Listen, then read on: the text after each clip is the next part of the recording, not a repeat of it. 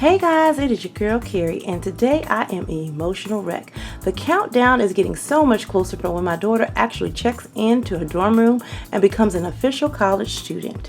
Now, many of you have probably seen videos or visited stores like Bed Bath & Beyond where you've gotten checklists to tell you everything that you need to bring for college and things like that.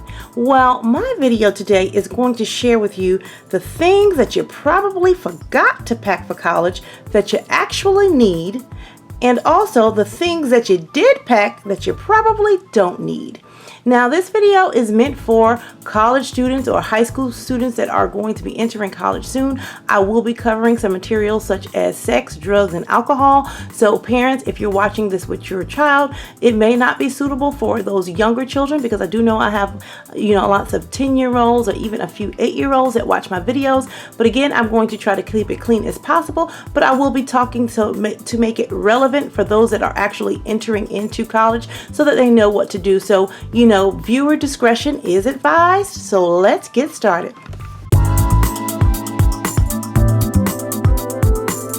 Now, the first item you're definitely going to need is some form of birth control. Yes. Now, over the course of this year, I have been asking everyone that I knew, all of my friends, all of my husband's friends, all of his friends that have graduated from college, all of my male friends that have graduated from college, anyone that I knew, anyone that was attending college currently, anyone that was in high school, that was about to graduate and go to college. And the question was to all of these people, besides a laptop and money, what was the number one gift you wish someone had given you? And every single male, when I say every single 100%, it wasn't 99.9%, 100% of all the men said condoms. They wish someone would have given them condoms. Unfortunately, parents, we don't like to think about this. We don't like to think that our kids are going off to school to have a sex fest. Now, that can be true and it cannot be true. Not everyone going to school is just going and having a wild good time, but sex is a big part of school. And so we want to make sure that our children are protected and they have the right tools that they need in order to make informed, responsible decisions, because it's not something that we can curtail or stop. This is probably going to be the first time that your children will experience that they can have men over overnight, 1 night, 2 nights, 3 nights, 100 nights if they want. No parent is going to come knock on the door. No one's going to come and tell them to leave. I mean, they're going to have free reign to do whatever it is that they want to do. So I hope you have been talking to your children all along about sex, and this is not the first time they're getting a sex talk, but I do know that many of, young teens that are going off to college that I've spoken to, they have just now for the first time have said anything to their parents about sex. And that, conversation was basically, here's some birth control pills, have a good time, don't come home pregnant. And that's the extent of what they get. And I hope that's not your situation. Now, as far as condoms and birth control pills and things like that, do not purchase those with your money. That can be expensive. Don't buy them from the store like condoms or anything like that. There are so many places that you can get, free items for, birth control. First stop would be probably your school. The school that my daughter's going to, I went over to the, health clinic and the infirmary. I found out that they do give out free condoms to the students on campus to prevent any unwanted pregnancies and STDs and things like that. So just make sure you pick up these items for free, but I'm just letting you know that they are out there and that is something that your children should have. Also, if I had a son, I would make sure I load him up with some pregnancy tests. Now, you might be saying, Carrie, why give a boy some pregnancy tests? Now, I don't know what they're doing on campuses these days, but back when I was in college, there was there are some girls out there that are scandalous and run scams and try to get money any way that they can. And a lot of times girls would fake pregnancies. They would just, say that they told a guy that they were pregnant, they needed money, and they would act like they would, need the money for an abortion or something like that. And they would just take the money and, they were not pregnant, and they would use the money, and that's how they would get money to survive in school. If I was a guy, I wouldn't be forking over hundreds of dollars. I would first make sure that the girl is actually pregnant. These days you can buy positive pregnancy tests right online. You can get real positive pregnancy tests, show them, say, hey, here's my positive pregnancy test. No, make sure your sons are issuing the pregnancy tests themselves before they're forking over money to, this type of scam. Now, you may be the parent that's saying, oh, Carrie, no way. My children comes from a very Christian upbringing and their morals are so high. I don't have to worry about that. Well, I would just say you should consider this. 70% of all the, people surveyed here in Georgia from the, United States Census states that 70, now, you may be the type of parent that would say, hey, hold up, Carrie, my child comes from a very, very strict Christian background and they have, impeccable morals. And to you, I say, great. But consider this. According to the United States Bureau in Georgia, 70% of its Georgia residents classify themselves as Christian. Now, there is a poll taken for all college students across the nation, and it says that 86% of all college students, whether in college or before college, have participated in sexual intercourse. So it doesn't mean that they're repeated. It didn't say how many times, but at some point they have experienced sexual intercourse. So if I know that 70% of people are Christians, but 86% of people are having sex, that means a lot of Christians are having sex. So we may need to revisit that and, understand, help our children understand and make choices. And another thing that I would like to say is that the values that you carry as parents, your children should know what your values are. They should know what you stand for. But at the same time, because you have certain values does not mean as a parent, you should not prepare your kids to make whatever decisions that they want to make about their bodies in the future. If they choose to do something other than what you value, that is their choice and you have to let it go because you cannot control that. And as a parent, it is your duty to make sure that your children have the proper information so that they can make their own intelligent decisions. Now I want to go over 3 different sex types. Now there is a whole spectrum of different sex types, but I'm going to go over 3 major categories and everyone can kind of fit in somewhere within this spectrum. Okay, so the first type I'm going to start with is the Miss Nobody. Miss Nobody could be either a virgin, someone that has never had sex yet, someone that doesn't even plan on having sex anytime soon, or it can be someone that had had sex in the past but has now, have a life of celibacy and they are no longer participating or planning on having sex. So that's Miss Nobody. Then you have Miss Busybody. Miss Busybody is busy messing with everybody. Now this is a person that may have multiple sex partners, have sex frequently or infrequently. It may be, kind of one-time deals, hit and run type deal, or it may be, she's somebody's booty call from here or there. But Miss Busybody is out there. She's doing her thing and she's doing it with a lot of bodies. And then you have the middle ground, Miss Monogamous. This is usually a lady. She knows where she's going. She's walk fast. She has her head high. She's focused. She knows what she's doing. She's smart. And she has chosen to have sex. But she has chosen to be monogamous. She's in a loving relationship. She has a man. And her and her man or her and her boo or her and her bae are, getting it on. She's in a relationship with someone that happens to be a sexual relationship. Now, most people are thinking of, when they think of sex, going to college, they're thinking of the Miss Busybodies. They're thinking, oh, the sluts and the whores, and you see all the, videos on the girls gone wild, the girls, whores in the hallway, or whatever the case may be. But that is, not necessarily true. There are some people like that in college, but that is not a huge representative of what's going on in college.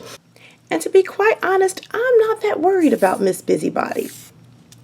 You know why? The reason I'm not worried about Miss Busybody is because Miss Busybody usually has her stuff together. Miss Busybody is probably going to have her condom. She's probably on birth control or some, form of the pill or an IUD or the patch or what have you. She's probably not going to get pregnant because she's, really up to date on what she's doing. She's, has a high sexual prowess. So she's going to make sure that she's not out here, making babies because, again, she is in college. She has some sort of level of intelligence not to get pregnant. She's in school for a reason or what have you. So the Miss Busybodies usually aren't the ones that end up pregnant. They're, very careful on their birth control.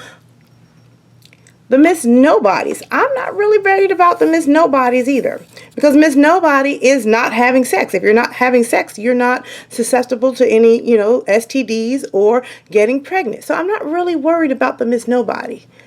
the Miss Monogamous. This is the girl I worry about. I worry about her the most.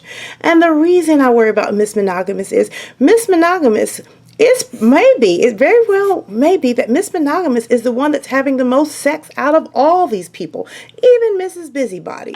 And the reason is she usually is in a monogamous relationship.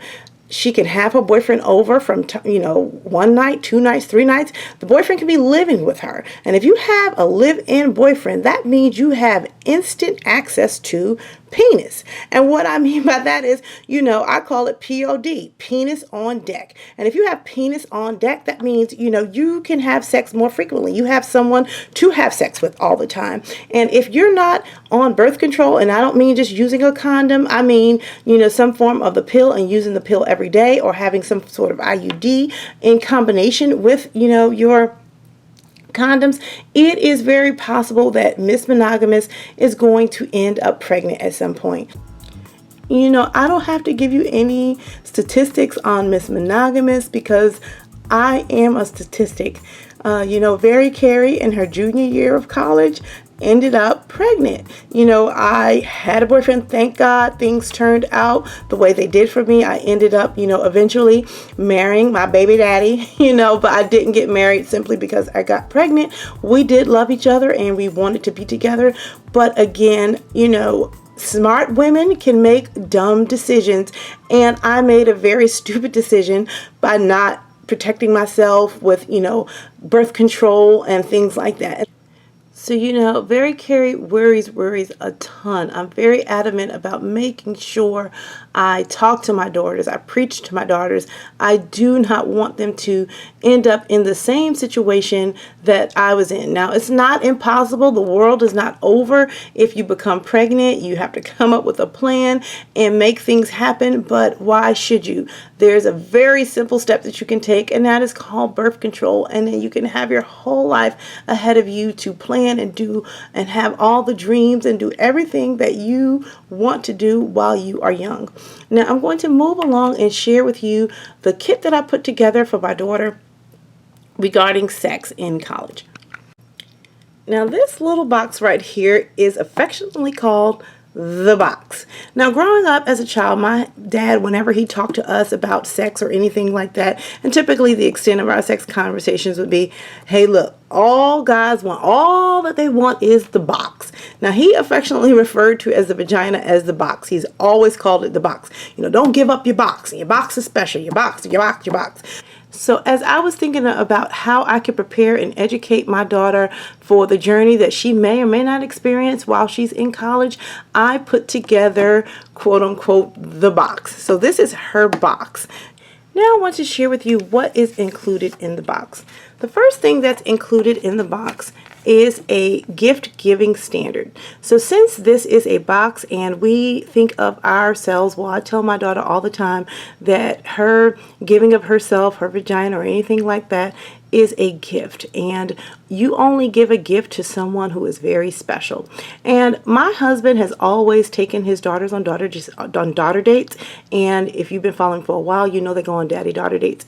And one of the dates that he took my daughter on when she became, a teenager, had that talk with her. And sometimes people do promise rings and have their children promise that they'll save themselves for marriage and things like that. But what my husband did with, his oldest daughter, and soon my youngest daughter will probably get this date, is he, sat down and talked with her about, how guys think and, his experiences and everything that he knows. And he told her that she needs to make a list of standards, of her gift giving standards. What would be her standards in order for her to give a gift to someone, meaning have sex or give herself away to someone? And these standards would be her own standards. I can't define her standards for her. She has to do that. And so if you sit down and think about what guy is deserving of me, what guy is deserving of my gift, my most precious thing that I have, what standards do I have, whether it's how long I wait, who it is, where it is, what it is, whatever it may be. And we have given her guidelines or questions, ask yourself these certain questions and ponder on them. And, whatever her answers are, I don't know her answers because this is personal. These are her standards. I can't live by her standards. Only she can live by her standards. So I asked asked her to revisit her standards and update them for college and put those in her box so it can remind her whenever she gets into a jam or experience something, she can always go back to her gift-giving standards. Also in her box are mom's gift giving advice. So I put together, she has her own standards. I put together a list for her what she needs to know when it comes to sex and things like that so that she can be prepared should she choose to, go that route or anything like that. So I gave her the best advice that I could give her from a sexual standpoint so she can reference that. And then her dad. It's dad's gift-giving advice.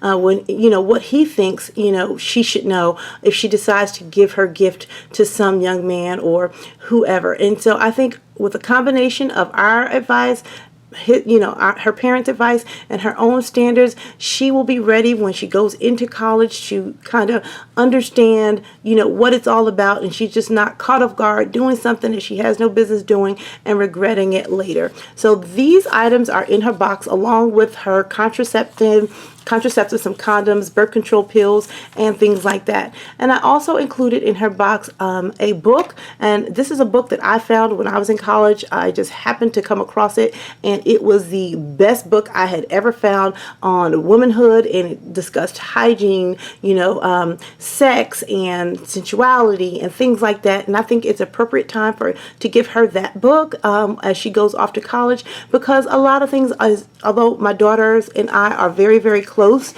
some things you just don't want to talk to your parent about. It's not like she's going to come to me and say, hey mom, I was trying this technique and I wanted to know your thoughts. No, I'm not going to be discussing technique or anything like that with my daughter, but she should know. There are certain things she should know if she chooses to have sex, what you should do right before sex, what you should do right after sex, how to keep yourself healthy if you're going to have a sexual relationship. And I think those are things that she can actually read as opposed to us having to talk about it, because that can be awkward. So I really encourage you parents to discuss things like that with your child before they go off to school.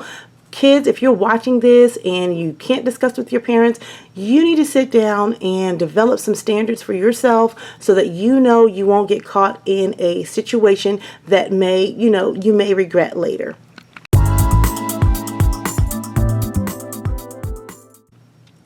Next thing you're going to need when you go to college is a emergency partying kit. Now, I don't know if you guys remember, it's that song, Last Night a DJ Saved My Life. Well, I thought this bag was perfect and I thought it was really cute, so I put in items that I think my daughter will need if she, should find herself in a party emergency situation. When I went to orientation for UGA, the parents' orientation, the drinking section, the alcohol section, was about an hour and a half long. Drinking is a huge issue or deal at UGA. Now, I don't think that my daughter's going to do that much drinking. We've talked about it. We've actually done some things that I may share in another video, but again, you never know. You're there for 4 years. She may find herself in a situation, and I want to make sure that she is prepared. And to be quite honest, my daughter has no street sense or no street savvy. She was pretty much raised a sheltered life, and her life was so much different from the way that my siblings and I were raised. So I wanted to make sure that she had some common sense, some street smart sense if she went out to party. So I will share a couple of things that are in this kit.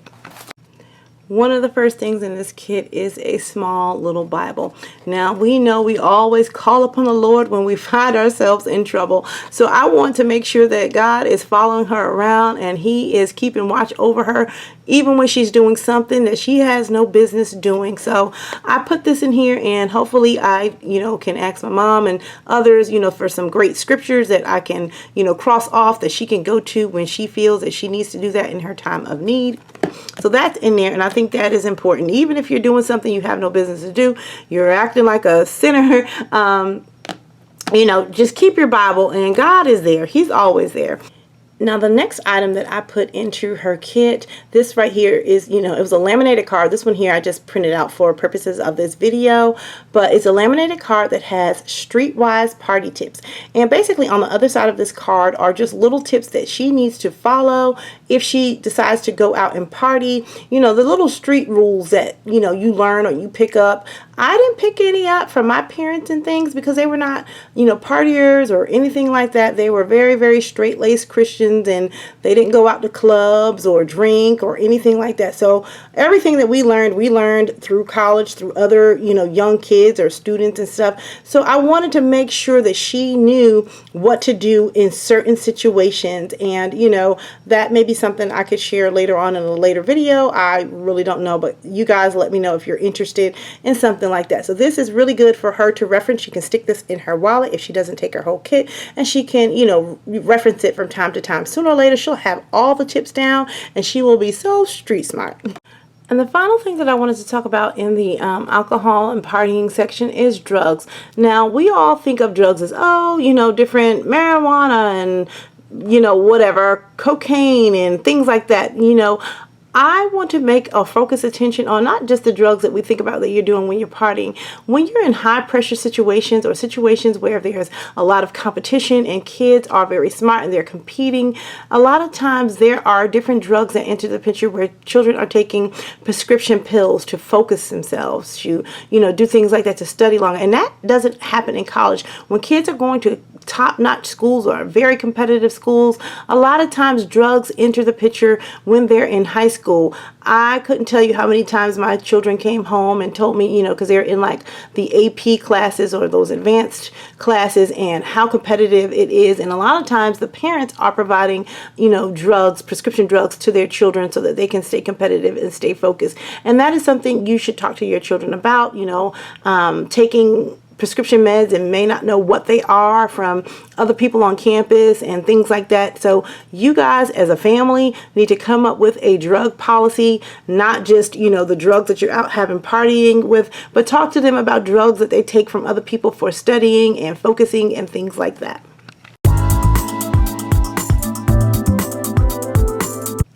The next item that I think your children will need as they go off to college, and hopefully this isn't the first time you're talking about this with them, is finances. Now, I'm sure you've probably talked to your children, and many of them have already learned about budgeting and how to budget, the income coming in versus income going out, what they want to spend on, and things like that. So I won't go over that. I'm sure that they know all of that kind of stuff. And I also spoke with, several people on campus when I went up to my daughter's campus, asked tons of different random college students. We just sat out on the lawn one day and just stopped kids and said, hey, how much money do you think you typically need for a week? And it varied from, what it is that child was doing, what activities they were involved in, and things like that. So afterwards, we came home and we talked with our daughter to find out what she would like to do, and she put together, her budget, and we figured out where that money would come from. And a good portion of that money comes from the money she got for as graduation gifts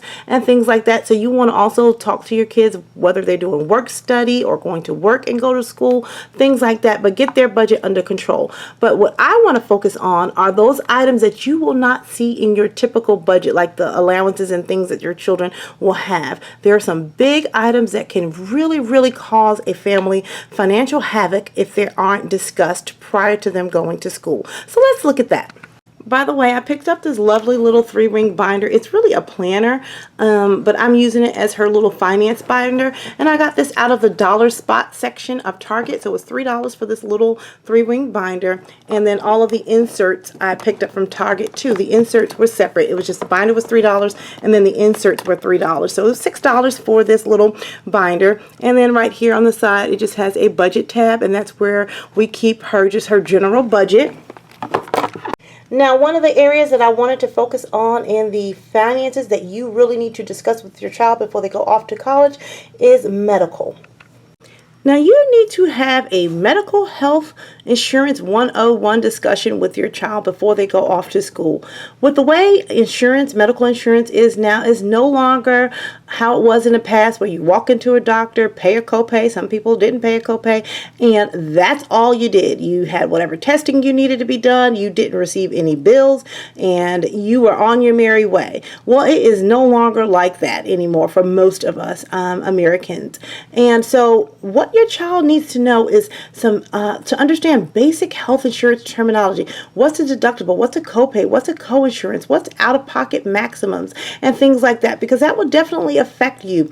Because now when your children are going off to college, they're 18 years old and they're considered adults. And now our children are allowed to stay on our medical plans up until the age of 26. And what that means is you're no longer, as a parent, able to go into the pediatrician, because they're not seeing a pediatrician anymore, and ask for their medical records, ask for what testing they need to get, see what the costs are, although you're the one that's still bearing the brunt of all these costs. So you want to make sure that your children understand and know how their health insurance works. Another thing you want to do is to be able to go over to your school's clinic or health center, or call in if you can't go, if your child is going away really, really far. But you want to understand what your health school fees cover. Do they cover if your child just goes in and they just need some cold medicine or flu medicine or things like that, where they wouldn't have to use their health insurance cards or anything like that. So understand what your school health policy is, and you do that by visiting or contacting your school's health clinic. You need to have a conversation with your children so that they know what questions to ask a doctor in order for them to perform a cost analysis of self-paying versus filing a claim. And what I mean by that is sometimes it's more advantageous to just pay out of pocket, the self-pay, versus filing a claim with your insurance company. So I'm not going to get into all the specifics because it's a very detailed, subject matter, but I'm sure you could probably, discuss this with your children, because the last thing you want to do is end up with a huge medical bill because your daughter or son went to the doctor, handed the doctor the, medical card, and took the advice of whatever the doctor said, and now you get this huge, bill for $1,000 in the mail and say, you have to pay that because you haven't met your deductible or something like that. So it's really, really important to teach your children about medical insurance.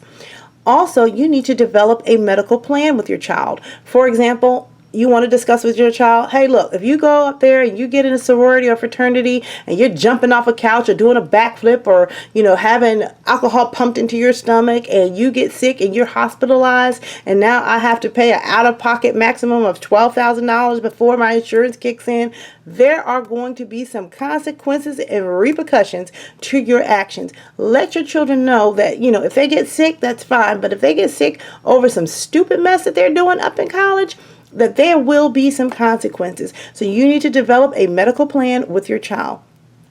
And last I want to say on this subject matter is failure to plan could cost you major dollars. So make sure you take this into consideration.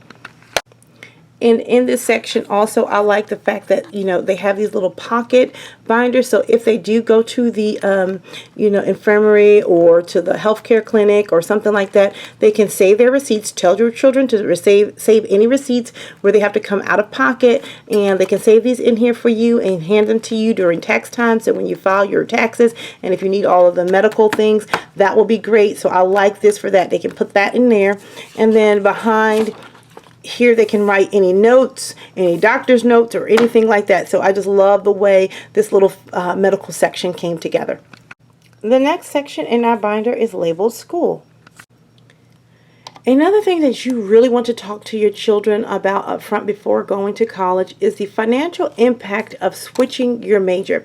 Now, as I attended many of these little orientations and everything that they had to offer for my daughter's school, one of the running themes that I saw all the children, the upperclassmen and different children that they had on panels, they were telling students, you don't have to really settle down. This is college's time for you to find yourself and, find out what you like and what you're doing. Take this class, take that class, and if you don't like it, switch your major. And they were going on and switching majors like left and right. And they were, also telling us how, 4 years, graduating in 4 years is, that's something you can aspire to do, but most of us graduate within 5 to 6 years and things like that. Now, I don't know what you've discussed with your children. I don't know if you've discussed a 6-year plan, so your financial budgets reflect your children going to school for 6 years and you paying for 6 years. I don't know of any scholarships that, will allow you to go to school for 6 years or anything like that. But you want to make sure you discuss this with your children, because this can lead to, financial turmoil later on down the road. So what I would discuss is have a clear understanding of your college funding and how it works, i.e., did you receive scholarships? When do those scholarships run out? What are those scholarships for?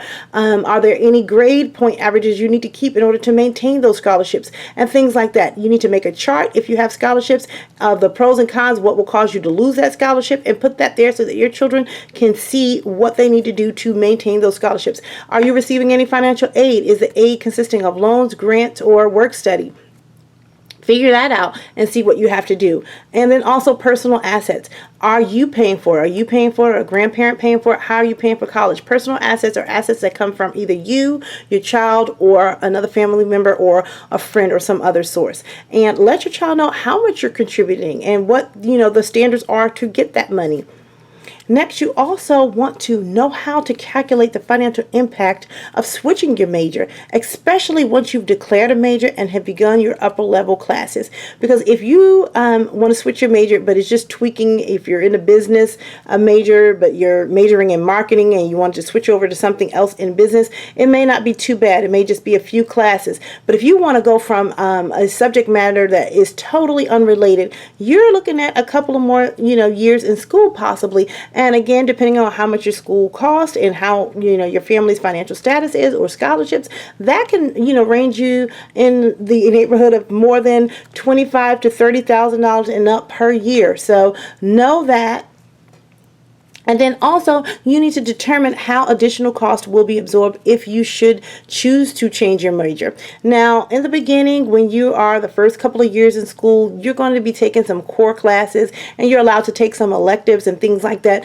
Do that to try to find out what it is that you want to do, and maybe the majors that you're thinking about, declaring will change and not much of an impact would happen. But it's when you start declaring your major and to decide you want to do something else. And so again here, failure to plan can cause major money. So discuss this, have this discussion with your children. Now, your children are probably not going to want to receive books or take books to school to read, but I promise you, these are the best books that you can ever give your children. I received this book from the program that I was in. It was a 4-year internship program that I was in called Inroads, and they gave all of the participants or interns this book back in 1994 when we were graduating high school. So when we were leaving 12th grade going into college, it was called Knock 'em Dead, and it is everything that you need to know about interviewing and landing that job. And I also picked up the Knock 'em Dead cover letters way back when, years ago while I was in college looking for my first job. Since then, they have come out with so many other books to this series. They have one, the Knock 'em Dead Strategies for First-Time Job Seekers, the Knock 'em Dead Social Networking, the Knock 'em Dead Secret Strategies for Success in an Uncertain World, and a Knock 'em Dead Hiring the Best. And so I picked up the entire series for my daughter. I do not expect her to read these, her first year or her second year. This would make a great graduation gift from college, but it would be too late. You don't want to get this book once you graduate from college, because the entire idea of from graduating from college is to already have your job lined up before you graduate. Typically 3 to 6 months before you graduate, you should know where you're going to work. You should have your jobs lined up. And that's our goal. That's what we did. That's what both my husband and I did. I knew where I was working. I knew how much I was making. I knew my relocation package. I knew everything before our graduation date. So it was great to have these books. Your kids probably won't pick them up until probably junior year, senior year. But again, if they're working throughout their school career while they're in college, these books are great for that. Landing that job while you're in college, landing those internships while you're in college. So I encourage you to pick these books up if you can find them. Go online, go to Amazon, get them. I know they're discounted there. I was able to find this entire series here at a discount store called Ollie's, Ollies, and they were selling them for $2.99 a piece. Another thing you want to do to ensure a successful transition and going to college, especially those first few, days and weeks, is to have your child set up their binders. Now, my daughter went to orientation and she put together her class schedule with an advisor there, so she knew everything that she was going to be taking. So when we got back home, we said, okay, let's put together your stuff to make sure that you get a good jump start on school. And so here in the front of her binder, she has a clear pocket that you can stick something down into. And so basically what she's going to have, I just put this in here for purposes of this video, but she's going to have a section on, printed out her class schedule up here on the front, so she'll know exactly what classes she's going to, what building those classes are in, what time that class is, what professor, and things like that. And then underneath that is going to be the bus schedule. She does not have her car with her. She's not taking her car the first year. So she's going to take the transit system that they offer on campus. So she needs to put a bus schedule here so she knows what times the bus comes, what, routes that she needs to take to get to the different buildings that she needs to go to. And then down here, she's going to have her key dates and milestones. This may pertain to some schools or may not pertain to some schools, but in Georgia, they do what's called the HOPE Scholarship.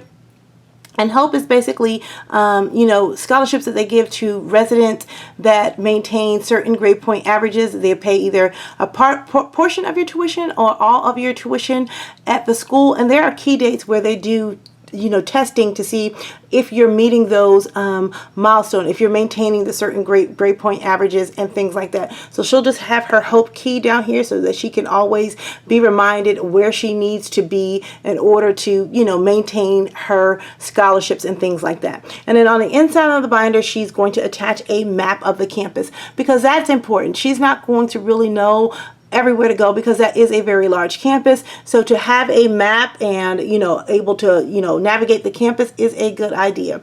Now down here she also has some binders for each of her subjects that she'll be taking, and she likes these because she said that you can, I don't know if you can see the perforated nope, I can't zoom in. It's not zooming in. But if you needed to rip these out or hand these in and hole punch them, she can put them in their binder. But she likes to use these spiral notebooks better. She says when she's writing in them, she can flip them all the way back. I like this one here because in the front it has a pocket, so you can just put your papers down in here that the teacher gives you and then file it when you get home.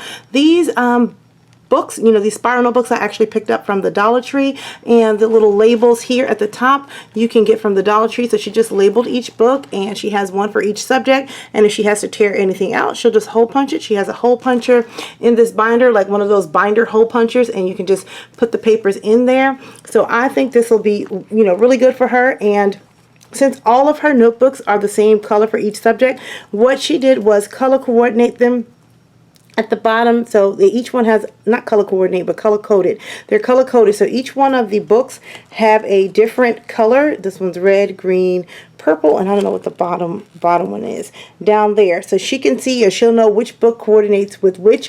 And when she has these in her book bag, they'll be standing upright, and they also have the color coordination at the top, so she'll know which subject to pull out since all of the books are the same.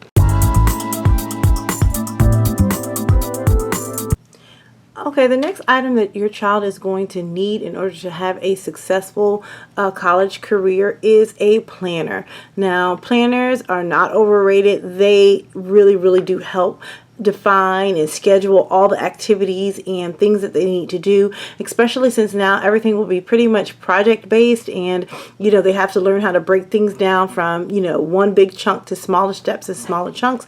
So this is great. I picked up this planner also from the Target dollar spot, and I thought these were really cute, and my daughter absolutely loves this planner. Now inside the planner they have it where you can write down everything day by day, what you need to accomplish each day, and then they also have a monthly overview, so you would just enter the dates in yourself. Another item I got for my daughter that goes along with her planner is this Stuff I Need to Do little book. And inside the book it just says stuff I need to do, what it is, when it is, and then you check it off.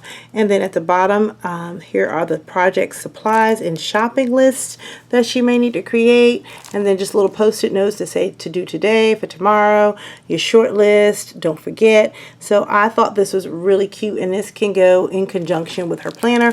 And she'll just probably keep this, in her little caddy up, up there. She'll be taking that to school too.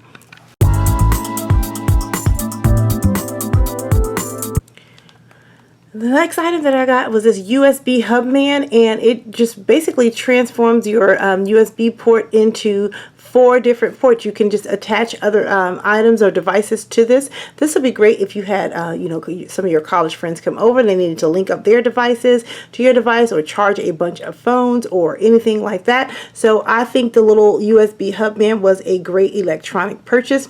Another great electronic purchase that your children will need are, charger cord, like for their cell phone charger cords that are long, the ones that are longer than the length that comes with the, actual phone. So a 10-foot or above would be great, especially when you get on those beds and those loft beds and you need to, take it all the way down to a socket. It'll work great for that. My daughter uses her long cord all the time. It is a must-have. So if you don't have a long charger cord for your charger, get that, especially for your dorm rooms if you're staying in the dorm.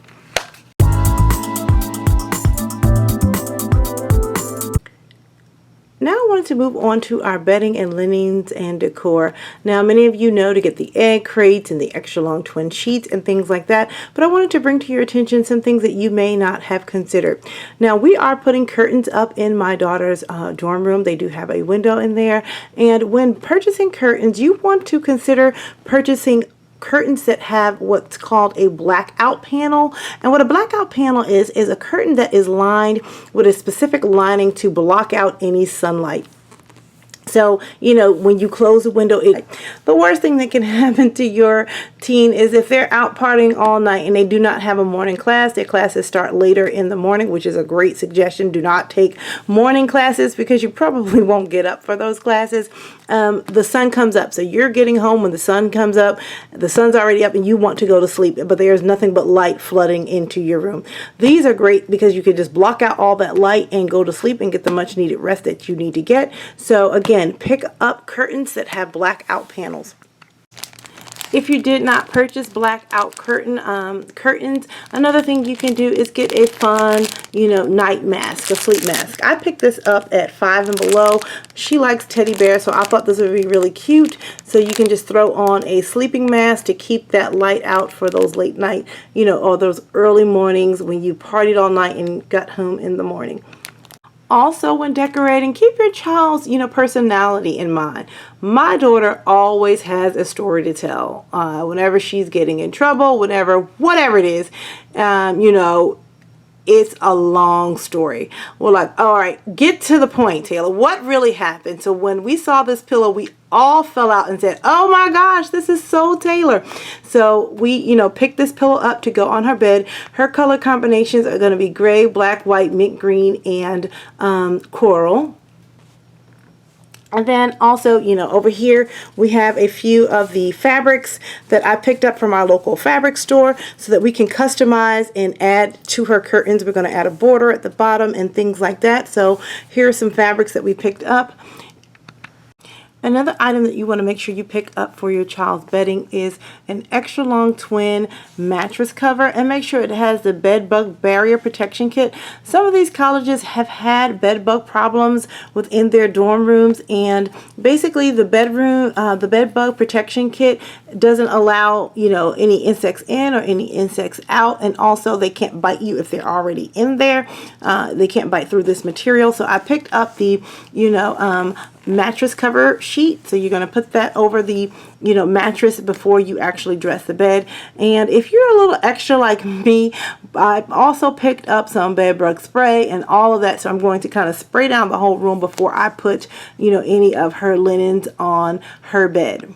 Another essential that you'll probably need for your bed is a bedside caddy. Now, we are going to do what's called lofting her bed, and that's basically taking the bed and raising it up. You see how this one's low? Imagine this pole being really high, and you just put the bed up here so then you can have all of that under the bed space for storage and things like that. Well, if you're already up in your bed, you don't want to come down to put books down or anything like that. So this would be great to hang off the side of the bed, and you can just put, little items in there like your cell phone or your, MP3 players, your books and things like that. So this is a little bedside caddy that will go on the side of her bed. And keeping in line with bed caddies, we're also going to be attaching a little loft tray. And this is a little tray where you can sit a drink or something like that. The caddy is more or less for flat things or books that can sit upright. This is just like a little tray or desk or drawer to sit little items on if you're in the bed, like if she's in the bed typing or something like that. And another item that I did not pull out of her, college stuff because it's packed away is a laptop desk, so that if she's sitting in the bed, she can sit her little laptop desk on her lap and type. So that's another good item to have. Now, if you want to be the coolest kid on campus, then you will have yourself a toolkit. Now, this is something you probably wouldn't want as a graduation gift, saying, "Mom, really? A toolkit?" But I promise you, this is going to be a gift that will last you for many, many years to come. It's going to be used in your dorm room, your first apartment, and even your first home. And I cannot say enough how important a toolkit is, and everyone on your dorm floor will be coming to your dorm room to borrow this. Now, I like this toolkit here because it is pink. I took it outside of the box to show you guys what's in it. And if you look here, you have a small, it's not a full-size drill, but it's a more like a power screwdriver for those light little projects you may need, especially when you're putting together like your little cubicle furniture or your futons or different things like that. You may be required to screw in some screws, so that is great. You have some little clamps down here if you want to do like some little DIY projects and things like that. You have your different screwdrivers and everything, a little leveler, a little level so that you could, make sure your pictures are straight. Everything that you would really need in your basic toolkit is right in here. And I absolutely love it. And I love the fact that it is pink. And I think my daughter will enjoy this. So if you don't have a toolkit, definitely pick up a toolkit. You will get some use out of that. Another item that I think would be good to go in your daughter's or son's little kit for college, their tool kit for college, is a cordless glue gun. I cannot tell you enough about how much I can hot glue anything. You can hot glue curtains together. You can make anything with a glue gun. And it is great to have a cordless glue gun because you don't have to worry about, when you're trying to, glue something together that may be on the other side of the room and you don't have an extension cord or something like that. I think this is perfect. This is one of my favorite gifts ever that I got for Christmas. My husband got me a cordless glue gun a couple of Christmases ago, and I literally cried when I opened this present. So I think this would be good for a college student in their dorm room. And another item that should go in their college toolkit box is a mallet. And the reason they're going to need a mallet is if they have that dorm room furniture where, they have the beds where you can loft them, like make them really high, stack them and things like that, you're going to need to like pound them and punch them loose to get them out of those grooves and things like that. And so they will need this all year round because kids sometimes, try to change up their furniture placement and things like that. So a mallet would be really good. And you'll need this, in the beginning of the school year, if you decide to do some furniture rearranging in the middle of the school year, and definitely at the end of the school year when you're taking your dorm room down and unpacking. So a mallet. And you can pick a mallet up, believe it or not, the Dollar Tree sells mallets. So pick your mallet up from the Dollar Tree and add all of these items, the hot glue gun, the toolkit, and the mallet into your toolkit box. And another item that I am not showing right here because it's packed away are command strips. You cannot have enough of command strips and command hooks for college because you can't put any holes in the walls. So those will be lifesavers when decorating. Another item that you may not have thought of getting that you're going to need if your child has a rug or carpet in their room is a Feather a lightweight vacuum cleaner, something that's really small, really, skinny and compact, and also make sure that it is bagless, that you do not have to put any bags in it or empty it out or anything like that. You want something that's slim and compact because they have a small, apartment or a small room or shared space.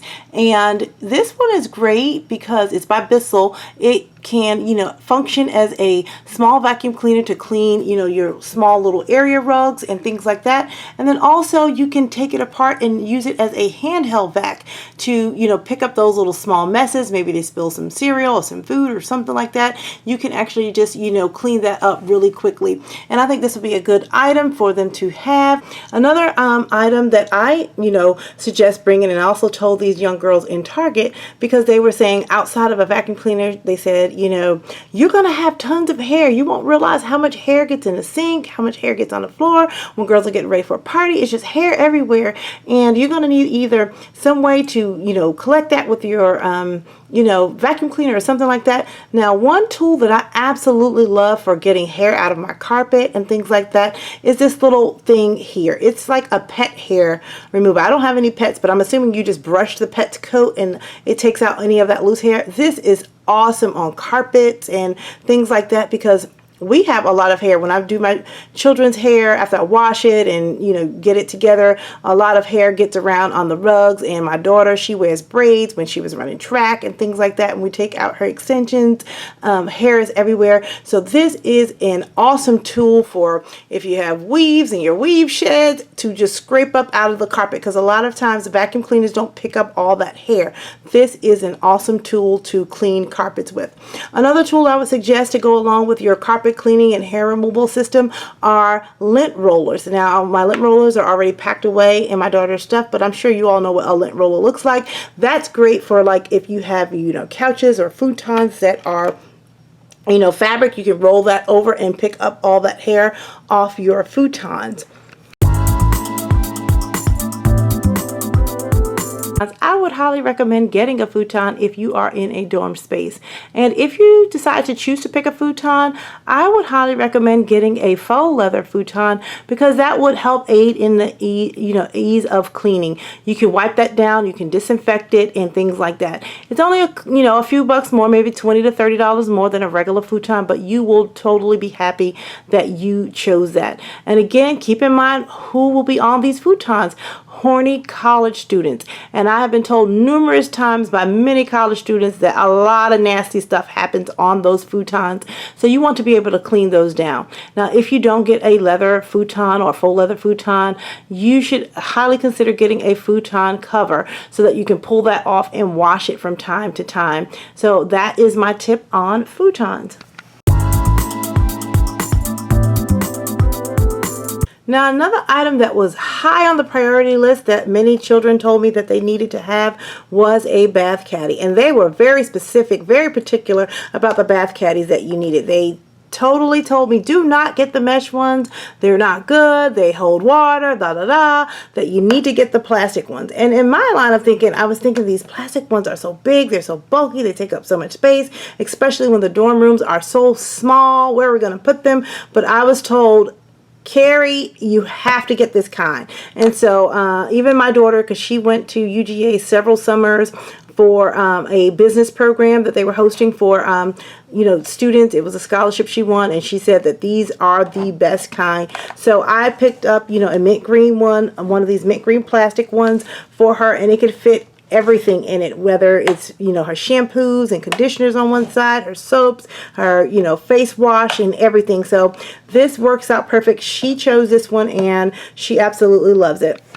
Now, another great tool that I picked up for my daughter is this little styling station that just hooks right on over a towel bar or towel rack. Now, my daughter has a community bathroom, meaning she has to share bathroom with everyone on her floor in her hall. But in their dorm rooms, they do have a small sink, but there is no sink space to lay anything out or anything like that. Right next to the sink space is a wall, and they have 2 towel bars so that each one of them can have a towel bar. I thought this would be very efficient and neat for small space living. You can just hook this, item right on to the back of the, onto the towel bar. You can add some items in the back, and then in the front you can put your hot styling tools, your blow dryer and your flat irons and different things like that. So I think this would be very, very good for them. Here it tells you can sit it on a counter, hang it on a towel board, or sit it on a drawer. So if you have that issue in your dorm space, I think this would work out really good for you.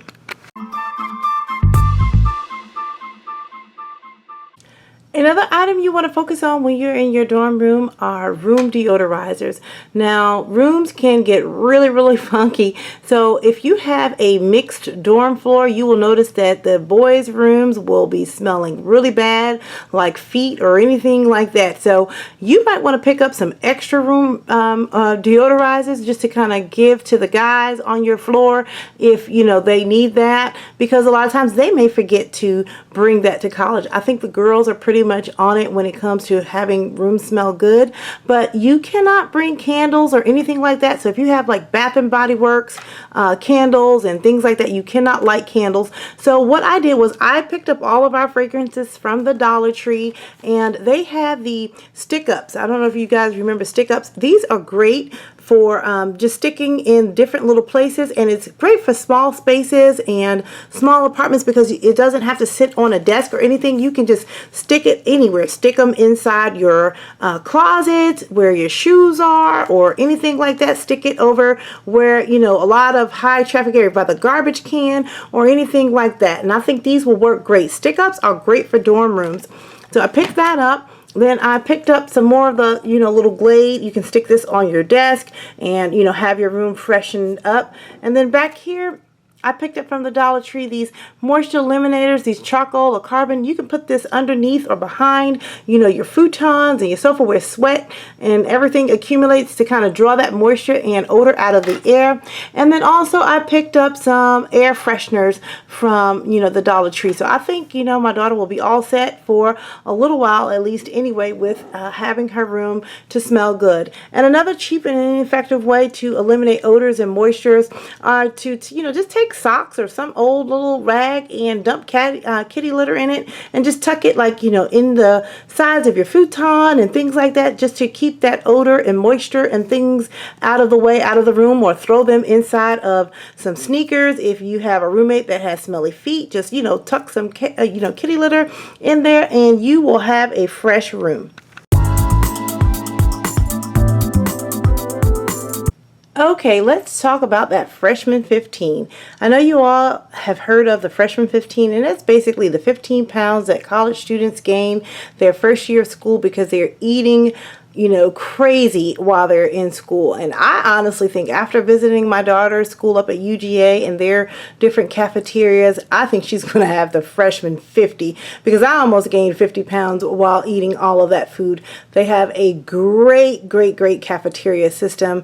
They have unlimited food for any type of dish that you want. It's made to order. I could not believe the options that they have at that school. So with that being said, one of the things that we did when we went out to the orientation, my daughter stopped by to visit the dietitian and the nutritionist that they have on campus to kind of help you design a food plan and design, a way to curtail and make healthy choices, but also enjoy some of the cuisine that is on the campus.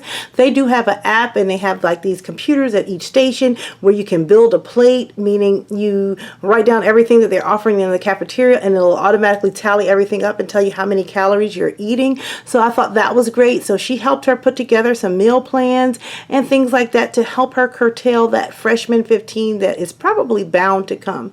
Now, with that being said, I also wanted to dive in and tell you what you should bring in terms of, dishes and things like that for a dorm room.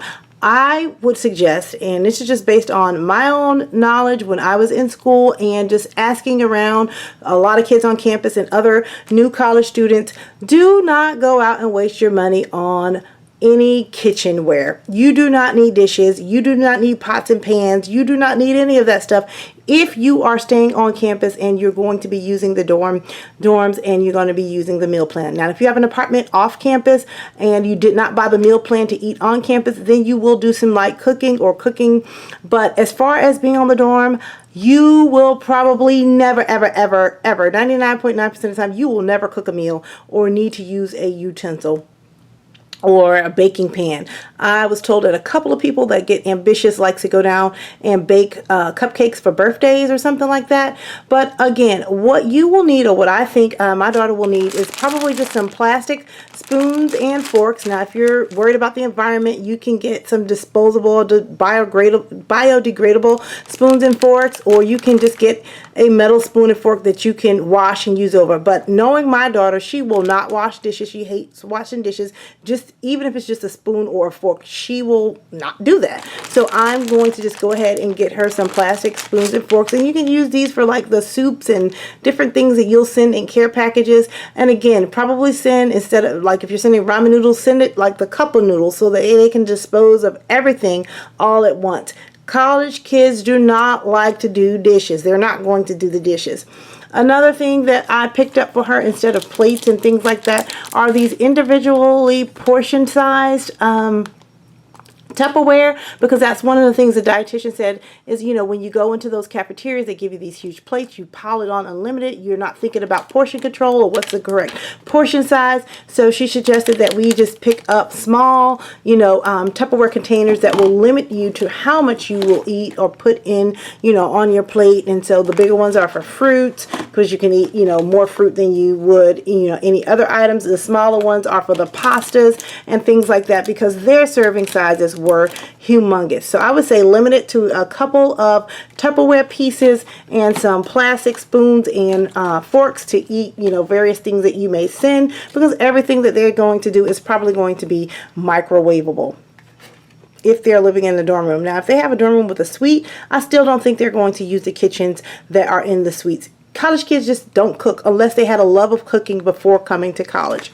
Now, the other essential items, I would not suggest buying them for them. But again, I'm just going to show you what they're going to wish they had, or they're going to go buy themselves, are probably some Solo cups. These red Solo cups, everybody has probably seen them if they partied at any point in their lives. They're going to be using these to drink out of or put together some drinks in their dorm rooms or wherever they drink. And they're going to want a bottle opener to pop open those beers or anything like that, or this, you know, can opener with the, you know, hook on the end to, you know, mix their drinks or whatever they are doing on campus. And that's the extent of their kitchenware. Oh, and maybe a little salt and pepper shaker to maybe flavor some food. And that's about it.